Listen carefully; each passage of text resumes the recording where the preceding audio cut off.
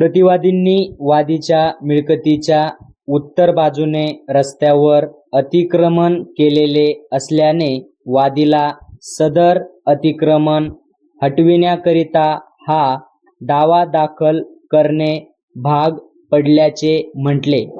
तसेच प्रतिवादी क्रमांक 1 च्या मालकीची मालमत्ता क्रमांक 154 असून नमुना 8 नुसार प्रतिवादीकडे 600 चौरस फूट जागेच्या व्यतिरिक्त कोणतीही जागा नाही.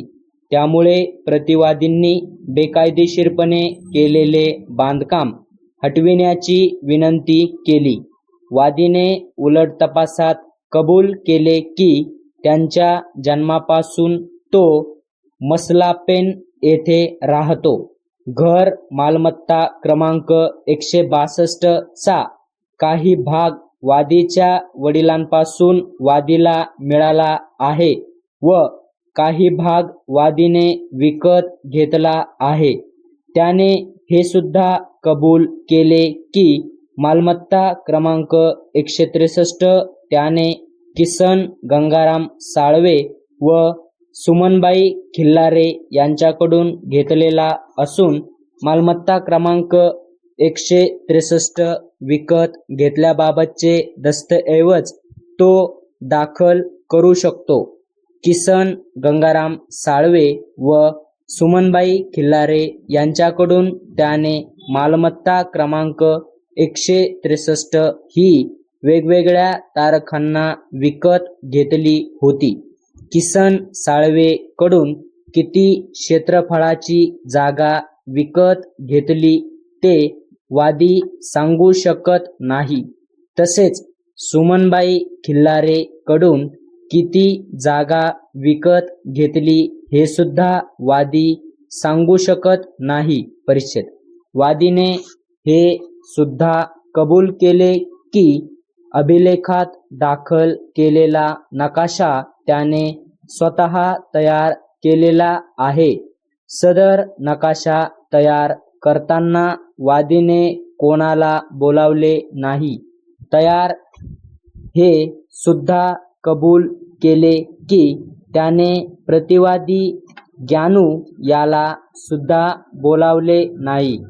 वादीने हे सुद्धा कबूल केले की अभिलेखात दाखल केलेल्या नकाशात प्रतिवादीने किती अतिक्रमण केले ते नमूद नाही. तसेच त्याबद्दलची माहिती सुद्धा नकाशात लिहिलेली नाही. परंतु किसन साळवे व सुमनबाई खिल्लारे यांच्याकडून विकत घेतलेल्या जागेमध्ये व प्रतिवादीच्या जागेमध्ये सामट असल्याचे व त्या सामटीच्या जागेत अतिक्रमण केल्याचे नाकारले. वादीने हे कबूल केले की तंटामुक्ती समितीकडे केलेल्या अर्जात वादीच्या 2 फूट जागेवर प्रतिवादीने अतिक्रमण केल्याची बाब नमूद नाही. वादीला लिहिता वाचता येत नसल्याचे कबूल करून गाव नमुना निशाणी क्रमांक 30 मधील क्षेत्रफळ 600 फूट एवढे असल्याचे कबूल केले. याउलट प्रतिवादीतर्फे प्रतिवादी क्रमांक 1 याने त्याच्या पुराव्याचे शपथपत्र निशाणी क्रमांक 35 वर दाखल केले. त्याने साक्ष दिली की मसलापेन ग्रामपंचायत मध्ये त्याची मालकी व ताब्यातील घर असून त्याचा मालमत्ता क्रमांक 154 आहे. परिच्छेद सदर मालमत्तेवर महाराष्ट्र शासनाच्या घरकुल योजने अंतर्गत पंचायती समिती मार्फत घरकुल मंजूर झाले आहे. त्यानुसार त्याने त्याच्या ताब्यातील व मालकी हक्काच्या जागेमध्ये बांधकाम केलेले आहे. सदर मालमत्ता वडिलोपार्जित असून 300 वर्षापूर्वीची असून तशीच ताब्यात आहे. प्रतिवादीने वादीच्या मिळकतीवर कोणत्याही प्रकारे व कोणत्याही बाबींवर अतिक्रमण केलेले नसल्याने वादीचा दावा खारिज करण्याची विनंती केली. प्रतिवादी क्रमांक 1 ने सरतपासाचे शपथपत्र दाखल केलेले असले तरी त्याचा उलटतपास झालेला नाही.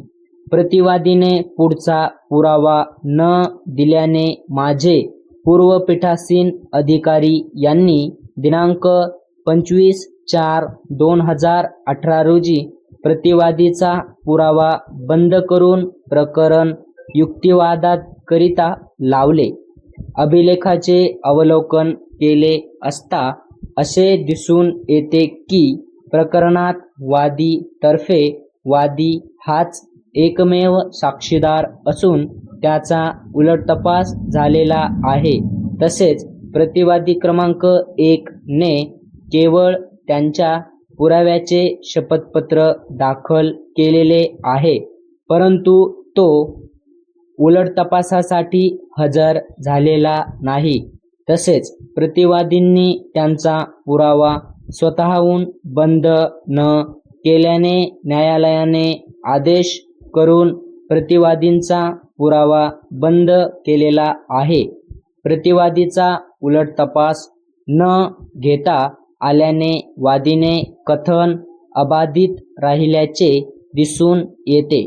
तसेच प्रतिवादी विरुद्ध विरोधी अथवा प्रतिकूल निष्कर्ष काढता येऊ शकतो, परंतु वादीला त्याची केस योग्य त्या तथ्यावर सिद्ध करावी लागेल. परिच्छेद अभिलेखावर उपलब्ध पुरावा आणि दस्तऐवज पाहून वाद मिळकत वादीच्या ताब्यात असल्याचे दिसून येत असले तरी वादीचा उलटतपास बघता त्याने उलटतपासात कबूल केले की त्याने किसन गंगाराम साळवे व सुमनबाई खिल्लारे यांच्याकडून घेतलेला असून मालमत्ता क्रमांक 163 विकत घेतल्याबाबतचे दस्तऐवज तो दाखल करू शकतो.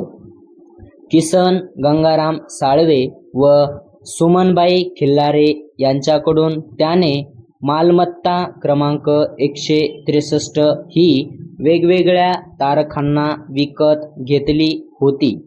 किसन साळवे कडून किती क्षेत्रफळाची जागा विकत घेतली हे वादी सांगू शकत नाही. तसेच सुमनबाई खिल्लारे कडून किती जागा विकत घेतली हे सुद्धा वादी सांगू शकत नाही. स्टॉप.